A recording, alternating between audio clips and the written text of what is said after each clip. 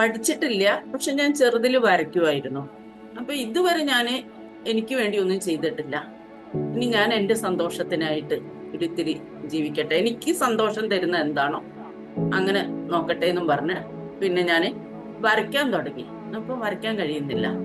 പിന്നെ ഉം. സിനിമയാണ് എനിക്കിഷ്ടം. സിനിമയ്ക്ക് പോവാ, യാത്രകൾ പോവാ. ഞാൻ മെയിനായിട്ട് പോവുക, ആദ്യമൊക്കെ പോയിരുന്നത് കോഴിക്കോട് മെഡിക്കൽ കോളേജിന്റെ അടുത്താണ് വീട്, ഒരു 10 മിനിറ്റ് ദൂരെയാണ്. അപ്പൊ അവിടെ ക്യാൻസർ വാർഡിൽ പോകും. ഉം. അവിടെ ഒരുപാട് കുട്ടികളുണ്ട്. അപ്പൊ പാവപ്പെട്ട കുറെ കുട്ടികൾ, അവരുടെ സങ്കടമൊക്കെ നമുക്ക് കാണുമ്പോൾ നമ്മുടെ ഈ ദുഃഖം ഒന്നുമല്ല എന്ന് നമുക്ക് അവിടെ നിന്ന് മനസ്സിലാക്കാൻ കഴിയും.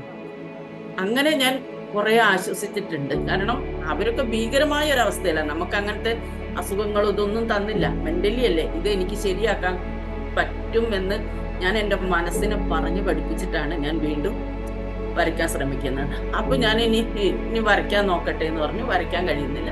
അപ്പൊ ഇവിടെ ചേവായൂർ ഒരു സാറുണ്ട്. സാറിന്റെ അടുത്ത് പഠിക്കാൻ പോയി കഴിഞ്ഞ് അയാളുടെ പഠിപ്പിക്കൽ ശരിയല്ല. അവർക്ക് പണം മാത്രമേ വേണ്ടൂ, വേറെ ഒന്നും വേണ്ട. നമ്മളിപ്പോ ഇതെങ്ങനെയാണ് അതെങ്ങനെയാ ചെയ്യാന്ന് ചോദിച്ചാൽ പോലും അതിന് ഉത്തരവും പറഞ്ഞു തരില്ല സാറ്. ഉം. അപ്പൊ പിന്നെ ഞാൻ അവിടെ നിന്ന് ഇങ്ങനെ പോന്നു. അങ്ങനെ ഞാൻ വീട്ടിൽ വന്നൊരു 3-4 വീഡിയോ കണ്ടിട്ടുണ്ട് സാറിന്റെ. അപ്പൊ ഒരു വര തൊട്ട് ഓരോ കാര്യങ്ങളും സാറ് മുൻകൂട്ടി പറഞ്ഞു തന്നിട്ട് നമ്മൾ അതുപോലെ ചെയ്യാം. സാറിന്റെ പ്രസൻസ് നേരെ ഇല്ലെങ്കിലും സാർ എല്ലാ കാര്യങ്ങളും അവിടെ പറഞ്ഞു തന്നിട്ടാണ് നമ്മളെ കൊണ്ട് ചെയ്യിക്കുന്നത്. മറ്റവരിൽ നിന്ന് ഏറ്റവും വ്യത്യാസം അത് തന്നെയാണ്. പക്ഷെ ഇതിലൊക്കെ എടുത്തു പറയേണ്ട കാര്യം സാറിന്റെ പോഡ്കാസ്റ്റാണ്. ഉം. അത് എന്നെ പോലെയുള്ള ആൾക്കാരാണെങ്കിൽ മാറ്റിയെടുക്കാൻ വളരെ വളരെ ഉപകാരപ്രദമാണ്. ഒരു 6 വർഷമായിട്ട് ഒരു അടുക്കും ചിട്ടയില്ലാതെ, കാരണം മെന്റൽ പ്രശ്നം കൊണ്ടാണ് അതങ്ങനെ പോയിരുന്നത്. എങ്കിൽ കൂടി അതിൽ നിന്നൊക്കെ ഒരു അടുക്കും ചിട്ടയായുള്ള ഒരു ജീവിതവും നല്ല ഇന്നേ ചെയ്യാം, ആ ടൈം ടേബിൾ പ്രകാരം മാത്രം കറക്റ്റ് ആയിട്ട് മുന്നോട്ട് പോയി എനിക്ക് എന്തായാലും ആ ചിത്രം പൂർത്തിയാക്കാൻ കഴിഞ്ഞു.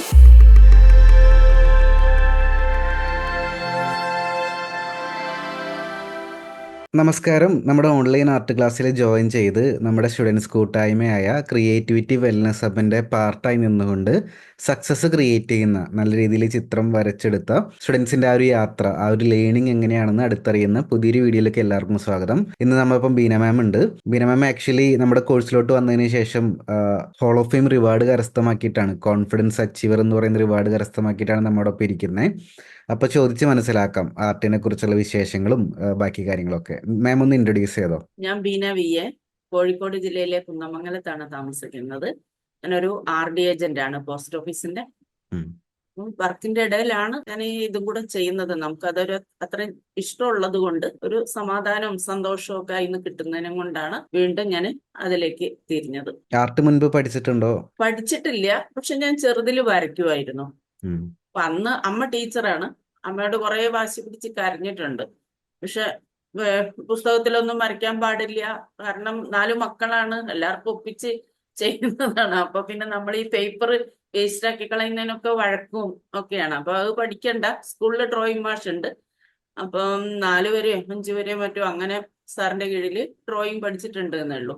അതല്ലാതെ പിന്നെ പഠിച്ചിട്ടൊന്നുമില്ല. എങ്കിലും ഞാൻ വീട്ടില് കാണാതെയൊക്കെ ഇരുന്ന് വരയ്ക്കുകയൊക്കെ ചെയ്യുമായിരുന്നു. പിന്നെ കോളേജിൽ എത്തിയപ്പോഴാണ് കൂടുതലായിട്ട് വരഞ്ഞ സെക്കൻഡ് ഗ്രൂപ്പാണ് എടുത്തിരുന്നത്. അപ്പൊ സയൻസിന് ഒരുപാട് റെക്കോർഡ്സ് ഒക്കെ വരയ്ക്കാനുണ്ടാവുമല്ലോ. അപ്പൊ നല്ല നല്ല മാർക്കാണ് എനിക്ക് റെക്കോർഡ്സിനൊക്കെ. എന്റെ ചിത്രം കണ്ടിട്ട് എന്റെ ഫ്രണ്ട്സ് ഒക്കെ വരച്ചു കൊടുക്കുന്നു പറഞ്ഞാൽ ഭയങ്കര ഇതായിരുന്നു. പിന്നാലെ നടക്കും, കുറെ പേർക്ക് വരച്ചു കൊടുക്കും. പിന്നെ വിവാഹം കഴിഞ്ഞു. അതൊരു പ്രശ്നങ്ങളുള്ള വിവാഹം കൂടിയായിരുന്നു. ഒരു മുസ്ലിം ആണ് ഹസ്ബൻഡ്. ഇത് കഴിഞ്ഞ് കഴിഞ്ഞാൽ പിന്നെ കുറച്ച് കഴിഞ്ഞിട്ട് ഒരു 2 കൊല്ലം വരെ ഞാൻ വരയ്ക്കുകയൊക്കെ ചെയ്തിരുന്നു. പക്ഷെ ഹസ്ബൻഡിന് ഇഷ്ടമല്ല. അത് പെയിന്റ് എടുക്കുമ്പോഴേക്കും ഓടി വന്ന് ചവിട്ടി തെറിപ്പിച്ച് എന്നെയും ചവിട്ടി ഭയങ്കര ബഹളാ. അപ്പൊ അത് അന്ന് അവിടെ നിർത്തി. ഉള്ള ചിത്രങ്ങളൊക്കെ അലമാരയിൽ എടുത്തു വെച്ചതാണ്. പിന്നെ ഞാൻ ഇതുവരെ വരയ്ക്കാറില്ല. പിന്നെ ജീവിതത്തിൽ ഒരുപാട് പ്രശ്നങ്ങളുണ്ടായി. ഇപ്പൊ ഞാൻ ഒറ്റയ്ക്കാണ്. മോളുണ്ട്. മോള് വെറ്റിനറി സർജനാണ്. ഇപ്പം US PhD ചെയ്യാൻ പോയേക്കാണ്. PSC കിട്ടിയത് കൂട്ടുപുഴയാണ്, കണ്ണൂര്. പക്ഷെ അവിടുന്ന് ലീവ് എടുത്തിട്ട് PhD ചെയ്യാൻ പോയി. മോള് സപ്പോർട്ടാണ്. പക്ഷെ പെട്ടെന്ന് നമ്മളൊരു 32 വർഷം കൂടെ ജീവിച്ചിട്ട് നമ്മളോട് പോലും പറയാതെ പോവുക എന്നുള്ളതല്ലേ, ആ ഒരു ഒറ്റപ്പെടലുണ്ടല്ലോ. ഉം. പെട്ടെന്ന് അതിലാകെ ഞാൻ താളം തെറ്റി. പിന്നെ അതിന് രക്ഷപ്പെടാൻ ഞാൻ കുറെ കണഞ്ഞ് ശ്രമിച്ചിട്ടുണ്ട്. എനിക്ക് വീട്ടിലിരിക്കാൻ കഴിയില്ല. ഒരുപാട് പ്രശ്നങ്ങൾ ഇവിടെ ഉണ്ടാക്കിയിട്ടുണ്ട്. നല്ലപോലെ വായിക്കുമായിരുന്നു. അത് ചെറുതിലേ ഉള്ള ശീലമാണ്. ടൗണിലെ ലൈബ്രറിയില്, പിന്നെ ആർട്ട് ഗാലറി, ബീച്ച്, മനാഞ്ചിറ, എസ്കേപ്പറ്റ, കിഡ്സൺ കോർണർ, അങ്ങനെയൊക്കെ ഫുള്ള് ഇരുന്ന് നേരം പോക്കിയിട്ട് രാത്രിയാണ് ഞാൻ തിരിച്ചു വരുന്നത്. പക്ഷെ അതിലൊന്നും നമുക്കൊരു സമാധാനം, നമ്മൾ നേരം പോക്കാൻ വേണ്ടിയാണ് പോകുന്നത്, അതിലൊരു സമാധാനം കണ്ടെത്താൻ കഴിയുന്നില്ല, ഒരു സന്തോഷം കണ്ടെത്താൻ കഴിയുന്നില്ല. ബീച്ചിലൊക്കെ പോയിരുന്ന് ഒറ്റയ്ക്ക് പോയിരുന്ന് വെറും കരച്ചിലാണ്. കാരണം അത്രയും ഡിപ്രഷനിലായി പോയി ഞാൻ. വീട്ടിൽ ഇവിടെ ഇരിക്കുകയാണെങ്കിലും വെറുതെ ആലോചിച്ച് കരച്ചിൽ മാത്രം. അവസാനം ഞാനൊരു സൈക്കോളജിസ്റ്റിനെ പോയി കണ്ട് അവരുടെ കുറെ ഉപദേശങ്ങളും അതൊക്കെ ആയിട്ട് കുറെയൊക്കെ മാറ്റം വന്നപ്പോഴാണ് ഞാൻ ഇതുവരെ എൻ്റെ ഫാമിലിക്ക് വേണ്ടി മാത്രമാണ് ഞാൻ ജീവിച്ചത്. കാരണം രണ്ടും മൂന്നും ജോലി, ഞാൻ RD ഏജന്റാണ്, LIC ഏജന്റാണ്, മിൽമയിൽ വർക്ക് ചെയ്യുന്നുണ്ടായിരുന്നു കരാറടിസ്ഥാനത്തിൽ. ഈ 3 വർക്കും ചെയ്തിട്ടാണ് ഞാൻ 2 വീട് കെട്ടി, മോളെ പഠിപ്പിച്ച് ഡോക്ടറെ ആക്കി, അങ്ങനെ ഒക്കെ ചെയ്തത്. മൂപ്പര് ഒരു രൂപയുടെ പോലും സഹായം അതിലില്ല. അത് എന്ത് ചെയ്യണമെന്നും ചോദിക്കാൻ വയ്യ. അത് അങ്ങനത്തെ ഒരു ഭയങ്കര ഭീകരായിരുന്നു, മർദ്ദനവും ഒക്കെ ഉണ്ടായിരുന്നു. അപ്പോ പിന്നെ ഇതിങ്ങനെ ഭയങ്കര വിഷമായി, എനിക്ക് വീട്ടിൽ ഇരിക്കാൻ കഴിയാത്ത അവസ്ഥയായി. അപ്പൊ ഇതുവരെ ഞാൻ എനിക്ക് വേണ്ടി ഒന്നും ചെയ്തിട്ടില്ല. ഇനി ഞാൻ എൻ്റെ സന്തോഷത്തിനായിട്ട് ഒരിത്തിരി ജീവിക്കട്ടെ, എനിക്ക് സന്തോഷം തരുന്ന എന്താണോ അങ്ങനെ നോക്കട്ടെ എന്നും പറഞ്ഞ് പിന്നെ ഞാൻ വരയ്ക്കാൻ തുടങ്ങി. അപ്പൊ വരയ്ക്കാൻ കഴിയുന്നില്ല. പിന്നെ സിനിമയാണ് എനിക്കിഷ്ടം. സിനിമയ്ക്ക് പോവുക, യാത്രകൾ പോവുക, ഇതൊക്കെ തന്നെ. അപ്പൊ ഞാൻ മെയിനായിട്ട് പോവുക, ആദ്യമൊക്കെ പോയിരുന്നത് കോഴിക്കോട് മെഡിക്കൽ കോളേജിന്റെ അടുത്താണ് വീട്, ഒരു 10 മിനിറ്റ് ദൂരമാണ്. അപ്പൊ അവിടെ ക്യാൻസർ വാർഡിൽ പോകും.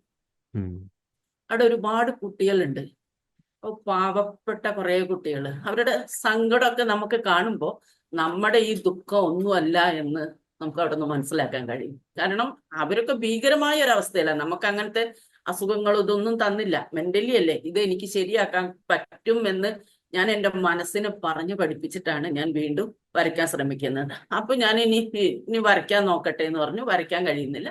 അപ്പൊ ഇവിടെ ചേവായൂർ ഒരു സാറുണ്ട്, സാറിന്റെ അടുത്ത് പഠിക്കാൻ പോയി. ഒരു ചിത്രം തരും, ഗ്രിഡ് ഇട്ട് നമ്മൾ വരയ്ക്കാം. അത് തിരിച്ചു കൊടുത്താൽ എനിക്ക് ഷെയ്ഡിങ് അറിയില്ല, വര ശരിയാവുന്നില്ല, ഒരുപാട് പ്രശ്നങ്ങളുണ്ട്. കാരണം പണ്ടെപ്പോഴോ വരച്ചതല്ലേ. സാറ് ഇതിന് ഒരു അഭിപ്രായം പോലും പറയില്ല. ഇങ്ങനെ 2 മാസം തുടർന്നു. അപ്പൊ അത് മാത്രല്ല, ഞങ്ങളൊരു 3 പേരാ പ്രായമായവരുള്ളത്. ബാക്കിയൊക്കെ കുട്ടികൾ. ഈ കുട്ടികളെയൊക്കെ ഫീസ് കൊണ്ടുവന്നില്ലെങ്കിൽ ഭയങ്കരമായിട്ട് ഉപദ്രവിക്കുക, ആൾക്കാരുടെ ഇടയിൽ വഴക്ക് പറഞ്ഞ് പുച്ഛിക്കുക, ഒരുപാട് പ്രശ്നങ്ങളാ സാറ്. എനിക്കിത് കണ്ടിട്ട് ഞങ്ങൾ 3 പേരും പരസ്പരം പറയും. ഞാൻ പിന്നെ അതിന് നിന്നില്ല, ഞാൻ ഇങ്ങ് പോന്നു. അയാളുടെ പഠിപ്പിക്കൽ ശരിയല്ല, അവർക്ക് പണം മാത്രമേ വേണ്ടൂ, വേറെ ഒന്നും വേണ്ട. നമ്മളിപ്പോ ഇതെങ്ങനെയാണ് അതെങ്ങനെയാ ചെയ്യാന്ന് ചോദിച്ചാൽ പോലും അതിന് ഉത്തരവും പറഞ്ഞു തരില്ല സാറ്. പിന്നെ ഹൈലൈറ്റ് മാളിൽ പഠിപ്പിക്കുന്നുണ്ടെന്ന് പറഞ്ഞു. പക്ഷെ അവിടെ കറക്റ്റായിട്ടാണ് പഠിപ്പിച്ചിരുന്നത്. ലൈന്, ഷെയ്ഡിങ്, അങ്ങനെ ഈ സാറ് പഠിപ്പിക്കുന്ന ആ ഒരു ഇതിലാണ്. അവിടെയുള്ള പ്രശ്നം എന്ന് വെച്ചാൽ ഒരാഴ്ചയോ അല്ലെങ്കിൽ മാക്സിമം 1 മാസമോ സാറുണ്ടാവുള്ളൂ. അവർക്ക് ശമ്പളം കൊടുക്കൂല ഓണർ. അപ്പൊ അവര് പോവും.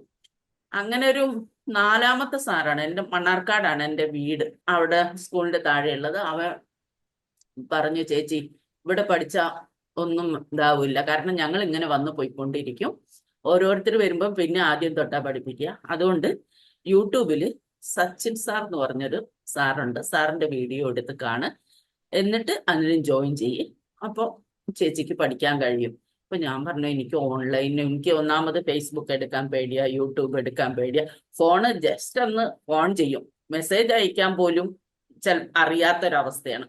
അപ്പൊ ഞാൻ എങ്ങനെയാ ഇത് പഠിക്കുക? അതൊക്കെ സാറിനോട് ചോദിച്ചാൽ മതി, സാറ് പറഞ്ഞു തരും, എടുത്തു നോക്കൂന്ന് പറയും. അങ്ങനെ ഞാൻ വീട്ടിൽ വന്നൊരു 3ഓ 4ഓ വീഡിയോ കണ്ടിട്ടുണ്ട് സാറിന്റെ. എന്നിട്ടാണ് ഞാൻ സാറിനെ ആദ്യം വിളിക്കുന്നത്. അപ്പൊ അതിൽ ഒരു വര തൊട്ട് സാർ പഠിപ്പിക്കുന്നുണ്ട്. ഒന്നും അറിയാത്ത ഒരാൾക്ക്, ഞാൻ ആ അവസ്ഥയിലാണ്. പണ്ട് ഞാൻ വരച്ചിരുന്നു, പക്ഷെ എനിക്കൊന്നും അറിയില്ല, ആ ഒരു അവസ്ഥയിലാണ്. അപ്പൊ ഒരു വര തൊട്ട് ഓരോ കാര്യങ്ങളും സാറ് മുൻകൂട്ടി പറഞ്ഞു തന്നിട്ട് നമ്മൾ അതുപോലെ ചെയ്യാം. സാറിന്റെ പ്രസൻസ് നേരെ ഇല്ലെങ്കിലും സാർ എല്ലാ കാര്യങ്ങളും അവിടെ പറഞ്ഞു തന്നിട്ടാണ് നമ്മളെ കൊണ്ട് ചെയ്യിക്കുന്നത്. മറ്റവരിൽ നിന്ന് ഏറ്റവും വ്യത്യാസവും അത് തന്നെയാണ്. അപ്പൊ എനിക്ക് ക്ലാസ് ഇഷ്ടപ്പെട്ടു. പിന്നെ ഞാൻ ഓരോന്ന് വരയ്ക്കാൻ തുടങ്ങി. പക്ഷെ എൻ്റെ മൈൻഡ് ശരിയല്ലാത്തത് കൊണ്ട് ഇടയ്ക്കിടയ്ക്ക് നിന്ന് പോയി. പിന്നെ ജോലിയും കുറച്ച് കൂടുതലാണ്. അതിന് മുന്നേ എനിക്ക് ഷെയ്ഡിങ് എത്തിക്കഴിഞ്ഞാൽ എങ്ങനെയായാലും ഷെയ്ഡ് ചെയ്യാൻ കഴിയുന്നില്ല. എനിക്കത് കുറച്ച് സങ്കടം കൂടി വരാൻ ആ ട്യൂലിപ്പ് വരച്ചില്ലേ, ഉം. അതില് സാർ അത് ഗൂഗിൾ മീറ്റിൽ പറയുകയും ചെയ്തു. പിന്നെ ഞാൻ 2 വരയ്ക്കാൻ നോക്കി, വീണ്ടും ഞാൻ 2 വരയ്ക്കാൻ നോക്കി, ഒക്കെ അതുപോലെ തന്നെയാണ്. പിന്നെ ഞാൻ അവിടെ നിർത്തി. അപ്പോഴാണ് പിന്നെ മോളുടെ വിവാഹമൊക്കെ ആയിട്ട് പിന്നെ ഒരു 4-5 മാസം അങ്ങനെ പോയി. പിന്നെ വീണ്ടും തുടങ്ങി ആദ്യം തൊട്ട് ക്ലാസ് കിട്ടും. പക്ഷെ ഇതിലൊക്കെ എടുത്തു പറയേണ്ട കാര്യം സാറിന്റെ പോഡ്കാസ്റ്റാണ്. ഉം. അത് എന്നെ പോലെയുള്ള ആൾക്കാരാണെങ്കിൽ മാറ്റിയെടുക്കാൻ വളരെ വളരെ ഉപകാരപ്രദമാണ്. അതുകൂടാതെ നമ്മുടെ ഫേസ്ബുക്ക് ഉണ്ടല്ലോ, ഉം. ചിത്രങ്ങൾ പോസ്റ്റ് ചെയ്യുന്നു. ഞാൻ ഈ ഡിപ്രഷനിൽ ഇരിക്കുന്ന സമയത്ത്, ക്ലാസ്സിൽ ചേർന്ന സമയത്ത്, വേറൊന്നും ഞാൻ വരച്ചിടുന്നില്ലെങ്കിലും ഞാൻ ഇത് എടുത്തു നോക്കും. ഇതെടുത്ത് നോക്കുമ്പോൾ ഓരോരുത്തരുടെ ചിത്രം കാണുമ്പോൾ നമുക്ക് സന്തോഷം ഉണ്ടാവില്ല. നമുക്ക് എന്നാ ഇങ്ങനെ വരയ്ക്കാൻ കഴിയുക, ഞാൻ വരയ്ക്കും എന്നൊക്കെ മനസ്സിൽ പറഞ്ഞുകൊണ്ടാണ് ഓരോ ചിത്രം എടുത്ത് നോക്കുക. എല്ലാവർക്കും ഏഹ്, പിന്നെ കമന്റ് ഇടുകയും ചെയ്യും. പക്ഷെ അങ്ങനെ ഇട്ടപ്പോ ഞാൻ ഒറ്റയ്ക്കല്ല, എനിക്ക് കുറെ ഫ്രണ്ട്സ് ഉണ്ട് എന്നുള്ള ഒരു തോന്നൽ എനിക്കുണ്ടായി. പിന്നെ ഇത് സ്ഥിരം പണിയായി. വരയ്ക്കാൻ കഴിയുന്നില്ല, ചെറുതായിട്ടേ വരയ്ക്കുള്ളെങ്കിലും ഇത്രയും ഫ്രണ്ട്സ് എന്റെയും കൂടി, ഇത്രയും ആൾക്കാർ എന്റെയും കൂടി കൂട്ടാണ് എന്നുള്ളത് എനിക്ക് മനസ്സിലേക്കൊരു തോന്നലുണ്ടായി. പിന്നെ അവര് വരയ്ക്കണ കാണുമ്പോൾ ഭയങ്കര ഇൻട്രസ്റ്റ്. അങ്ങനെ കുറേശ്ശെ ഞാൻ വരയ്ക്കാൻ തുടങ്ങി. പിന്നെയാണ് ഫസ്റ്റ് DMM ജോയിൻ ചെയ്യാൻ കഴിഞ്ഞില്ല, നാട്ടിലായിരുന്നു. സെക്കൻഡ് DMM ഉണ്ട് എന്ന് പറഞ്ഞപ്പോ തന്നെ അതിൽ ജോയിൻ ചെയ്തു. അവിടുന്ന് അങ്ങോട്ട് എനിക്ക് പറഞ്ഞറിയിക്കാൻ കഴിയാത്ത മാറ്റാണ്. സാർ 6 മണിയാകുമ്പോൾ വീഡിയോ ഇടും. അത് ഞാൻ കാത്തിരിക്കുകയായിരിക്കും 6 മണിയാകുമ്പോഴേക്ക്. അത് എഴുതിയെടുക്കും. അന്നത്തത് ചെയ്യേണ്ടത് എന്തൊക്കെയാണെന്നുള്ളത് അപ്പം നോട്ട് ചെയ്ത് വെക്കും. പിന്നെ അടുക്കളയിൽ കയറി പണിയൊക്കെ കഴിഞ്ഞ് ജോലിക്ക് പോയി. ജോലി കഴിഞ്ഞാൽ നേരെ ഇങ്ങോട്ട് വരിക, വേറെ ഒന്നിനും പോകുന്നില്ല. സമയമില്ല വേറെ ഒന്നിനും. വരിക, ഭക്ഷണമൊക്കെ കഴിച്ചു കഴിഞ്ഞാൽ ഈ ക്ലാസ് എടുക്കുക. റെസ്റ്റ് പോലും എടുക്കാണ്ട് ക്ലാസ്സും അതിനെന്താ ചെയ്യേണ്ടതെന്നും ചെയ്ത് അങ്ങനെ കുറെ മാറി. അപ്പം അതില് ടൈം ടേബിളിന്റെ പ്രാധാന്യം കൂടി ഞാൻ അതിൽ മനസ്സിലാക്കി. അപ്പൊ ഞാനൊരു ടൈം ടേബിൾ വീണ്ടും ഉണ്ടാക്കി. സിനിമ ഒഴിവാക്കി, യാത്ര ഒഴിവാക്കിയപ്പോ എനിക്ക് ഇഷ്ടം പോലെ സമയം. ഞാൻ ഉം. അപ്പോഴാണ് ആലോചിക്കണത് എന്തുമാത്രം സമയമാണ് ഞാൻ വേസ്റ്റ് ആക്കി കളഞ്ഞത് എന്നുള്ളത്. കാരണം ഫുള്ള് സിനിമ കാണില്ലേ, ഒരു മാസത്തിൽ 10-20 സിനിമയൊക്കെ കണ്ട മാസങ്ങൾ. കാരണം എവിടെങ്കിലും ഒന്ന് ഇരുന്നിട്ട്, അല്ലെങ്കിൽ ആരെങ്കിലും, കാരണം കൂടുതൽ ഫ്രണ്ട്സ് എനിക്കില്ല. ഉം. എനിക്ക് കാര്യങ്ങൾ നേരിട്ട് പറയാന്ന് മാത്രമേ ഉള്ളൂ. അല്ലാതെ വെറുതെ സംസാരിക്കുന്നത് എനിക്കിഷ്ടമല്ല. അതായിരുന്നു എന്റെ ഇവിടുത്തെ മെയിൻ കുഴപ്പം ഹസ്ബൻഡിന്. ആരോടും സംസാരിക്കുന്നില്ല. കാരണം ഒന്നാമത് നമുക്ക് അതിന് നേരമില്ല, വീട്ടിലെ പണിയും 3 ജോലിയും ചെയ്യണം. അത് മനസ്സിലാക്കാണ്ട് മറ്റുള്ളവരോട് സംസാരിച്ച് നേരം കളയുന്നില്ല എന്നുള്ളതാണ് ഉം. ഏറ്റവും വലിയ കംപ്ലൈന്റ്. കൂടുതലായിട്ട് എനിക്ക് സംസാരിക്കാൻ കഴിയില്ല, അങ്ങനത്തെ ഒരു പ്രകൃതമായിരുന്നു. അത് ചെറുപ്പം തൊട്ടേ ഞാൻ അങ്ങനെയാണ്. അപ്പോ അതിന്റെ ഇടയിൽ നിന്നൊക്കെ ഒരു ഒരു ഇപ്പൊ സ്വസ്ഥമായിട്ട് നമുക്കൊരു മോചനം കിട്ടുന്നുണ്ട്. കാരണം ഈ ചിത്രം വരയ്ക്ക് ഇരുന്ന് കഴിഞ്ഞാൽ നമുക്കൊന്നും ആലോചിക്കാനില്ല. എന്റെ പ്രശ്നങ്ങളൊന്നും എനിക്ക് ആലോചിക്കണ്ട, ഞാൻ അതിൽ ലയിച്ചു പോകും. കൂടുതലായിട്ട് വരയ്ക്കാൻ കഴിയുന്നില്ല എങ്കിൽ കൂടി ഞാൻ അതിൽ തന്നെ ശ്രദ്ധ കൊടുക്കും. പണ്ടൊക്കെ ആണെങ്കിൽ വരയ്ക്കാൻ ഇരിക്കുമ്പോൾ ഒരു ചിത്രം എടുത്തു കഴിഞ്ഞാൽ അത് ഫുള്ള് കംപ്ലീറ്റ് ആക്കിയിട്ട് എണീക്കും. ഉം. അതല്ലാതെ പിന്നെ അത് പകുതി വെച്ച് കഴിഞ്ഞാൽ പിന്നെ എനിക്ക് അതിൽ വരയ്ക്കാൻ കഴിയില്ല. അങ്ങനത്തെ ഒരു സ്വഭാവമായിരുന്നു. ചിലപ്പോ ഞാൻ ആ ഓയിൽ പെയിന്റ് ഒക്കെ ചെയ്യുന്നത് 4-5 മണിക്കൂർ ഒരേ ഇരിപ്പ് ഇരുന്നിട്ടാ. ഉം. അങ്ങനെ എനിക്ക് കഴിയുള്ളൂ. അത് ബാക്കി വെച്ച് കഴിഞ്ഞാൽ പിന്നെ വരയ്ക്കാൻ കഴിയില്ല. പക്ഷെ ഇപ്പൊ സാറിന്റെ നിരന്തരമായ ആ പറച്ചിലുണ്ടല്ലോ, ഒരു സൈഡിൽ നിന്ന് ഷെയ്ഡ് കൊടുക്കുക, അല്ലെങ്കിൽ ഔട്ട്ലൈൻ ഇടുക, ഓരോ ഭാഗം തൊട്ട് അങ്ങനെ ചെയ്ത് ചെയ്യാൻ ശീലിച്ചു വന്നു.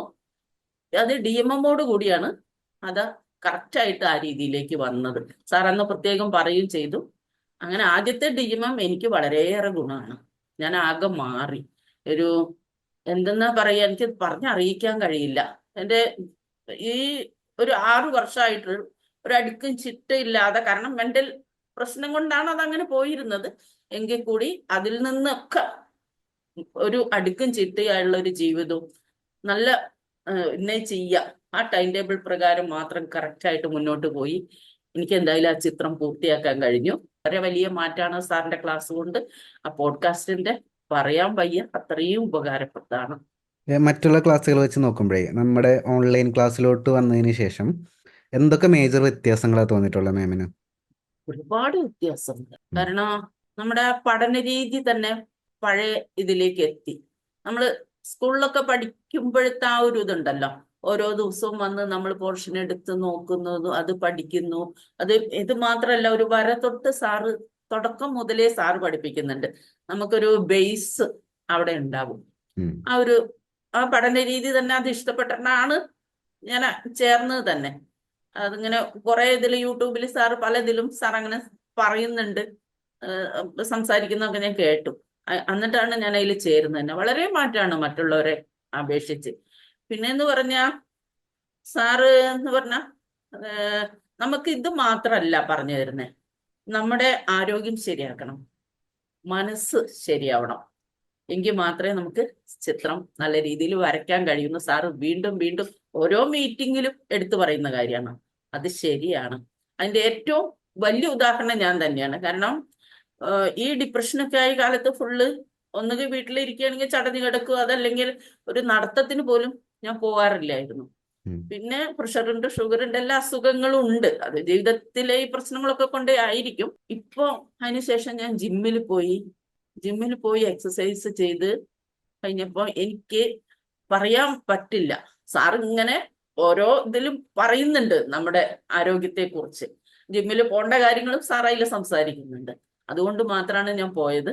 പിന്നെ ഈ ക്ലാസ് ഒക്കെ തുടങ്ങി ഒരു കുറച്ചൊക്കെ ലെവലായി വന്നപ്പോ 12 മണി 1 മണി ഒക്കെ കഴിയണം ഒന്ന്, ഒരു 2 മണിക്കൂറോ 3 മണിക്കൂറോ ഉറങ്ങാൻ വേണ്ടിയിട്ട്. പക്ഷെ ജിമ്മിൽ പോവാൻ തുടങ്ങിയപ്പോ 9 മണിക്ക് ഉറങ്ങും, 4:30 ആകുമ്പോഴേക്കും ഞാൻ എണീക്കും. അതൊരു കറക്റ്റ് ഓർഡറിൽ വന്നപ്പോൾ എനിക്ക് അറിയില്ല, എൻ്റെ ആരോഗ്യം ശരിയായി, മനസ്സും ശരിയായി, എല്ലാം നല്ല രീതിയിലേക്ക് വന്നു. അത് സാറിന്റെ ക്ലാസ് കൊണ്ട് മാത്രമുള്ള ഗുണമാണ്. Thank you. മാം വരച്ച ചിത്രങ്ങളൊക്കെ ഒന്ന് ഞാൻ എടുത്ത് നോക്കാട്ടോ, ഫേസ്ബുക്കിൽ ഇട്ടിരിക്കുന്ന. ഇതാ വന്ന സമയത്ത് വരച്ച ചിത്രം അല്ലേ? ആ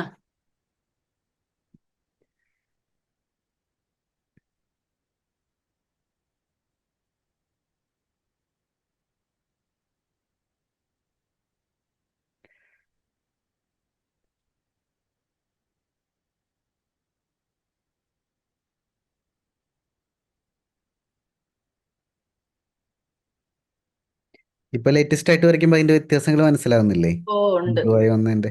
ഉം.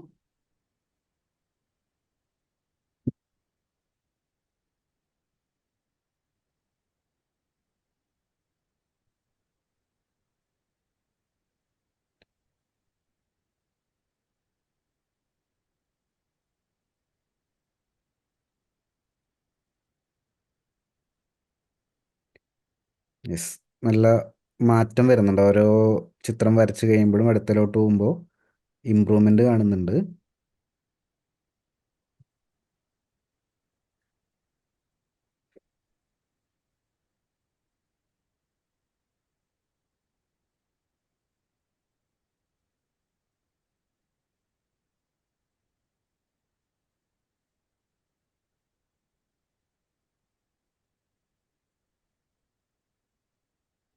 യെസ്, നന്നായിട്ടുണ്ട്.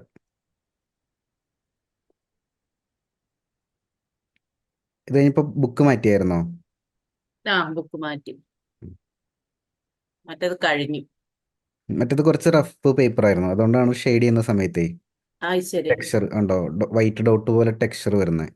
ആ ആ ആ കുറച്ചും കൂടി സ്മൂത്ത് ആയിട്ടുള്ള പേപ്പർ ആണെങ്കിൽ കുറെ കൂടി നമുക്ക് ബെറ്റർ ആയി കിട്ടും റിസൾട്ട്. ഈ അതിന് ഈ ആദ്യം എനിക്ക് എത്ര GSM-ന്റെ എന്തോന്നൊന്നും എനിക്ക് അറിയില്ലായിരുന്നു. ഉം, പിന്നീട് സാർ അത് പറയുന്ന കേട്ടപ്പോ പിന്നെ അത് പോയി മേടിച്ചത്. ഉം.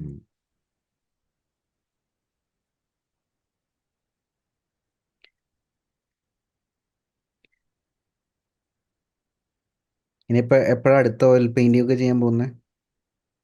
ഇനി വലിയൊരു ചിത്രം, ഇതിപ്പോ ഈ 2 ഉണ്ട്, ഇത് കഴിഞ്ഞിട്ട് വലിയൊരു ചിത്രം വരയ്ക്കണം എന്നാണ് ഞാൻ വിചാരിക്കുന്നത്. ഒരു A3 സൈസോ A2 സൈസോ അല്ലെങ്കിൽ ഒന്ന് ശരിയാവാനുണ്ട്. എനിക്ക് പോർട്രേറ്റ് ഒന്ന് നല്ല രീതിയിൽ, കാരണം നമ്മൾ ഫോട്ടോ കിട്ടിക്കഴിഞ്ഞാൽ ആ രീതിയിൽ തന്നെ വരയ്ക്കാന്നാണ് എന്റെ ഏറ്റവും വലിയ മോഹം. അപ്പൊ അത് ശരിയാവണം. അത് കഴിഞ്ഞിട്ട് ബാക്കി എന്തിലേക്കേ ഉള്ളൂ. അപ്പൊ അതിനു വേണ്ടിയാണ് കോഴ്സ് എവിടെ വരെ എത്തി? കോഴ്സ്. പിന്നെ 23 chapter facial features. A to Z കഴിയുമ്പോൾ advance portrait sketching course attend ചെയ്തോളൂ. ആ അപ്പോൾ കുറെ കൂടി ക്ലാരിറ്റി കിട്ടും. പോർട്രേറ്റ് വരയ്ക്കുന്ന കുറേ മെത്തേഡ്സ് അതിൻ്റെ അകത്തുണ്ട്. ഉം, ഉം. നെക്സ്റ്റ് ഒരു 1 ഇയർ ഗോൾ എന്താ ആർട്ടിൽ? എനിക്ക് ഫ്രണ്ട്സ് ആൻഡ് ഫാമിലി മെമ്പേഴ്സിന്റെ ഒരു 15-20 ചിത്രങ്ങൾ ഉണ്ടാവും ഉം. വരയ്ക്കാനുണ്ട്. 15 കുട്ടികൾ. ഒരു ജീവിതം നല്ല രീതിയിലേക്ക് എത്തിച്ചു തന്നത് സാറ്. എത്ര താങ്ക്സ് പറഞ്ഞാലും മതിയാവില്ല. ഉം. അതല്ലെങ്കിൽ ഇപ്പോഴും ഞാൻ ഒറ്റയ്ക്ക് ഇരുന്ന് കരഞ്ഞുകൊണ്ടിരിക്കുന്നുണ്ടാവും. ഇവന്റിൽ വന്നപ്പോ എങ്ങനെ ഫീൽ ചെയ്തു? നേരിട്ടൊരു ഓഫ്ലൈൻ ഇവന്റ് ഒക്കെ പങ്കെടുത്തപ്പോ? അത് ഞാൻ അതിന് മുന്നേ 2 പ്രാവശ്യം വന്നിട്ടുണ്ട്. സാറിന്റെ മാരേജിനും വന്നു, മറ്റേ ഫോറമാളിലും വന്നു. അപ്പൊ നമുക്കറിയാം, ഞാൻ മെയിൻ ആയിട്ട് വരുന്നത് നമ്മൾ ചിത്രങ്ങൾ കൊണ്ടുവന്നില്ലെങ്കിൽ, ഞാൻ 2 പ്രാവശ്യം കൊണ്ടുവന്നില്ല, ഇതിനല്ലേ കൊണ്ടുവന്നുള്ളൂ. ഉം. മറ്റുള്ളവരോട് പറഞ്ഞു കൊടുക്കുന്നത് നമുക്ക് കേൾക്കാൻ നല്ലൊരു പാടാണ്. അതുകൊണ്ടാണ് പിന്നെ യാത്രയും ചെയ്യാലോ, എല്ലാവരുടെയും കൂടെ കൂടുക എന്നുള്ളതാണ് മെയിൻ. ഈ ഒറ്റയ്ക്ക് ഇരിക്കുന്നേക്കാളും നല്ലതല്ലേ എവിടെ പോകുന്നത്. ഉം. അതുകൊണ്ടൊക്കെ. പക്ഷെ ഈ ഓഫ്ലൈൻ മീറ്റിംഗ് സൂപ്പറാണ്. അതായത് അത്രയും ഞാൻ പ്രതീക്ഷിച്ചിട്ടില്ല. എല്ലാരും കൂടി ഒരുമിച്ച് പോയി വരിക, അതിന്റെ കൂടെ സാറിന്റെ ക്ലാസ്, അതെന്ന് പറഞ്ഞാല് അതിൽ ഏറ്റവും എടുത്തു പറയേണ്ടത് മറ്റൊരു അധ്യാപകനും ചെയ്യാത്തതാണ്. സാർ അനുഭവിച്ച ആ വിഷമങ്ങളിൽ നിന്ന് അത് നമ്മളോട് നേരിട്ട് പറയുക എന്നുള്ളത് ഒരാളും ചെയ്യില്ല. പിന്നെ അതിൽ നിന്ന് നമുക്കങ്ങനെ, സ്റ്റുഡൻസിന് അങ്ങനെ വരരുത്, അതിനുവേണ്ടി എന്തൊക്കെ ചെയ്യണം എന്നടക്കം സാർ മുൻകൂട്ടി നമുക്ക് ഓരോ കാര്യങ്ങളിലും അത് പറഞ്ഞു തരുന്നു.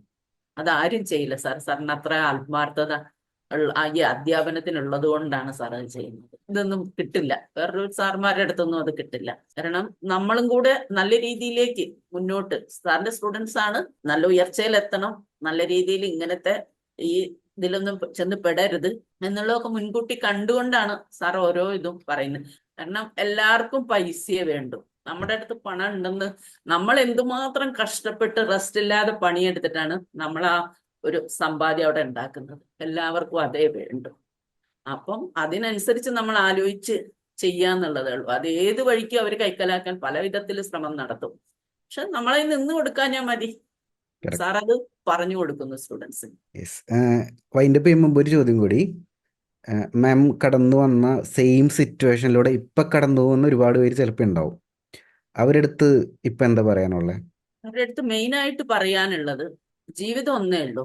ആ ജീവിതത്തില് ഏതൊരു ഭാര്യ ആയിക്കോട്ടെ, അമ്മയായിക്കോട്ടെ, ഏതൊരു സ്റ്റേജിലാണെങ്കിലും, നമ്മളിപ്പം സാധാരണ സ്ത്രീകളെ സംബന്ധിച്ച് അവർ വിവാഹം കഴിഞ്ഞു കഴിഞ്ഞാൽ ഭർത്താവിന് അടിമ തന്നെയാണ്. എന്തൊക്കെ പറഞ്ഞാലും ഇവിടുത്തെ സംസ്കാരം ആ രീതിയിലാണ് കൊണ്ടുപോകുന്നത്. അപ്പം അങ്ങനെ നിൽക്കാതെ നമുക്കും കൂടെ സ്വാതന്ത്ര്യമുള്ള രീതിയിൽ വേണം ജീവിക്കാൻ, ഒന്നാമത്തെ കാര്യം. രണ്ടാമത്, നമ്മുടെ ഇഷ്ടങ്ങൾക്ക് ഒരു ദിവസത്തിൽ കുറച്ചു നേരമെങ്കിലും നമ്മുടെ ഇഷ്ടത്തിന് പ്രാധാന്യം കൊടുക്കണം, അതിൽ സന്തോഷം കണ്ടെത്തണം.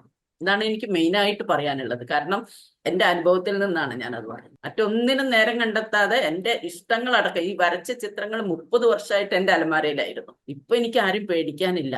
എന്റെ വീടാണ്, ഞാൻ എടുത്ത് ഫ്രെയിം ചെയ്ത് കൊണ്ട്. അപ്പൊ അതിന് പോലും ഒന്നിനും സ്വാതന്ത്ര്യം ഇല്ലാത്ത ജീവിക്കുന്നതിനേക്കാളും നല്ലത് അങ്ങനെ ജീവിക്കാതിരിക്കുകയാണ്. അപ്പൊ സ്വാതന്ത്ര്യത്തോടു കൂടി, സ്വാതന്ത്ര്യം ദൂർത്ത് ചെയ്യണം എന്നല്ല, അത് അതിൻ്റെതായ നമുക്ക് സന്തോഷം തരുന്ന രീതിയിൽ ഒരു ദിവസത്തിൽ കുറച്ചു നേരമെങ്കിലും നമുക്ക് വേണ്ടി ജീവിക്കാൻ ശ്രമിക്കുക. നമ്മുടെ സന്തോഷം എന്താണെന്ന് കണ്ടെത്തി അതിനു വേണ്ടി ശ്രമിക്കുക. അതെനിക്ക് മെയിനായിട്ട് പറയാനുള്ളത്. പിന്നെ ഈ ഇതിൽ വന്നിട്ടുണ്ടെങ്കിൽ, സാറിന്റെ സ്റ്റുഡന്റ് ആയിട്ടുണ്ടെങ്കിൽ, നല്ല രീതിയിൽ തന്നെ ചിത്രം വരച്ച് മുന്നോട്ട് പോവാനും നല്ല ആരോഗ്യവും നല്ല സമാധാനവും സന്തോഷവും ഒക്കെ കിട്ടും എന്ന് എന്റെ അനുഭവത്തിൽ നിന്ന് തന്നെയാണ് ഞാൻ പറയുന്നത്. ഒരു നല്ല ക്ലാസ്സാണ്. അതിന് പ്രത്യേകം താങ്ക് യു. സാറിന്റെ പോഡ്കാസ്റ്റിനും എല്ലാം എത്ര നന്ദി പറഞ്ഞാലും തീരില്ല സാർ. യെസ്, ഒരുപാട് സന്തോഷം. ഇപ്പം എന്തായാലും ഈ ഒരു വീഡിയോ ഔട്ടാവുന്ന സമയത്ത്, യൂട്യൂബിലൊക്കെ ഇടുന്ന സമയത്ത് ഒരുപാട് പേർക്ക് ഇൻസ്പിറേഷൻ ആയിരിക്കും. ഒരുപാട് പേരുടെ ലൈഫ് ചേഞ്ച് ആവട്ടെ എന്ന് ആശംസിക്കുന്നു. ഞാൻ വൈൻഡപ്പ് ചെയ്യാം കേട്ടോ. നമുക്ക് അടുത്ത ദിവസം ഒരു ദിവസം കാണാൻ നേരിട്ട്. Thanks sir. Thank you. Have A great day.